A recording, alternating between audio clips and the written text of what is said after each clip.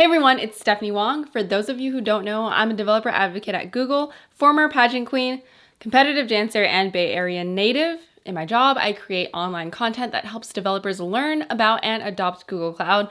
I've written and produced almost 200 videos, articles, I host podcasts, and speak at conferences all over the world. And I've gotten so many questions throughout the years about my career path and how I got into tech. So today I am going to share my top 5 tips for pivoting into tech, or if you're graduating, how to get into the tech industry. Okay, so number 1. Get educated. Now, I don't mean a formal education necessarily. I've met so many people over the years in tech who didn't graduate with a formal education or degree and are hugely successful in tech. So what I mean by educated is you need to first off learn about the tech industry and where your interests lie. Which segment of tech fascinates you? Is it cloud technology? If so, what about cloud tech? Or maybe you want to focus on a company's market segment or a problem that they're trying to solve. E-commerce, software as a service, electric cars, Internet of Things that help track solar energy in various parts of the world. As you can see, the possibilities are endless. Now, for me, I graduated with a degree in communication studies. No, I did not have a computer science background. I repeat, I did not have a computer science or programming background, but that really just doesn't matter. I knew throughout school I had a long-standing interest in playing with tech or learning about the latest tech trends in computers, new smartphones, data analytics. When I was in college, UCLA offered a minor in digital humanities. So I went and joined it, and I did some research on social media analytics and digitizing and analyzing things like mural art in LA. And that was perfect for me because I wanted to immerse myself in tech, but still leverage my creative right side brain to do it. Through this experience, I had some hard skills that I learned and a project portfolio of research that I attained. This, along with my communications experience and internships, helped me land my first job as a sales engineer at Oracle. Wherever you are in your journey, learn about what interests you, get educated. There are a ton of online courses and boot camps, for free even, that will help you gain more hard skills.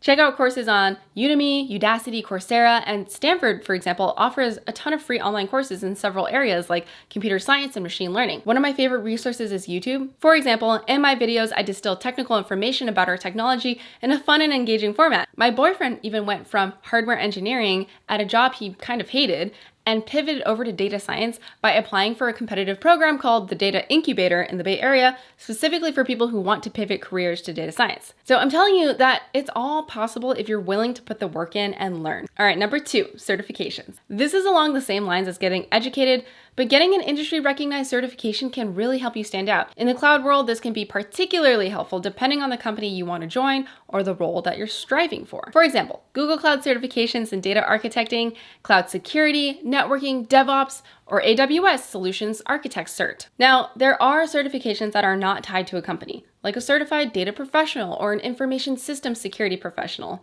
But the reason why I think the ones that companies like Google or Amazon offer can be advantageous is that a lot of companies trying to hire will be looking for people with those skill sets. It's easier to look at a Cisco or Microsoft certified person and say, oh, they know how to design systems for Microsoft. That's a pretty prevalent operating system and tech ecosystem. So it's probably going to speak to their abilities to do well in this environment. Now, this isn't just for technical certs, but you can still do this for any position in technology.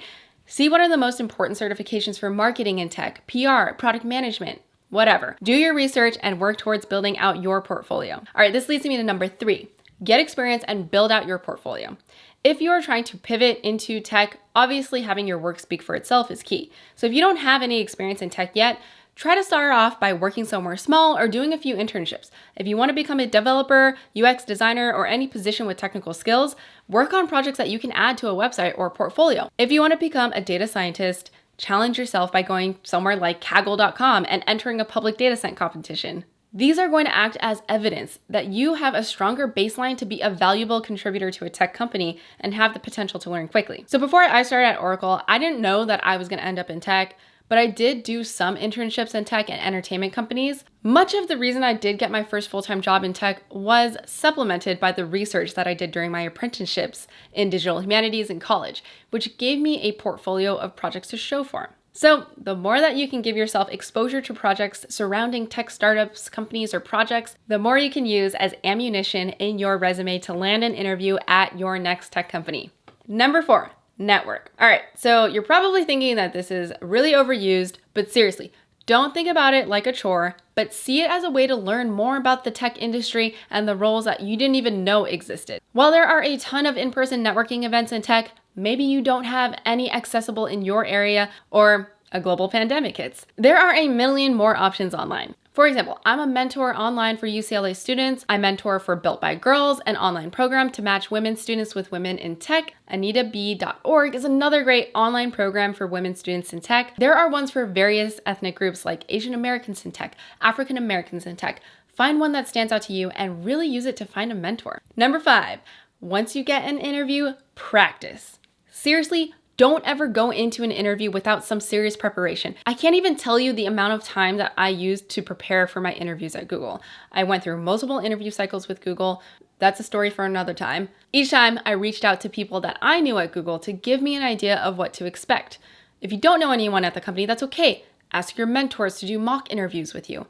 I even unashamedly asked the recruiter what type of questions to expect. And also, I studied my ass off about the tech, the company, and the people that I was going to meet. Once you do get that interview, don't let everything that led you there go to waste. Know your experience, take ownership in your accomplishments, know how you can answer questions related to the role, and study the technical material.